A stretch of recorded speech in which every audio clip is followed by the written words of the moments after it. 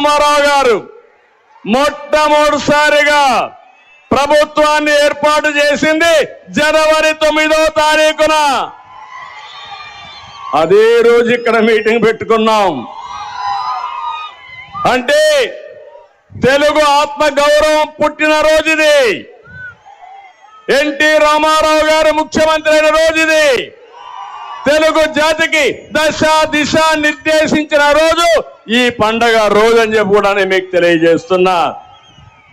ఇదే సమయంలో ఇక్కడ భూమా నాగిరెడ్డి కూడా ఈ రోజే పుట్టాడు.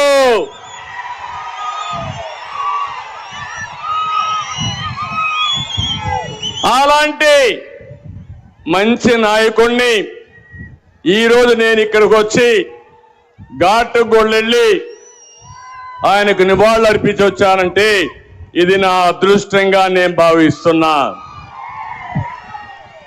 ఈరోజు నేను ఒకటే మిమ్మల్ని అందరినీ కోరుతున్నా, 5 సంవత్సరాల వైఎస్ఆర్ కాంగ్రెస్ పార్టీ పాలన పేదవాళ్ల పాలిట శాపంగా మారింది.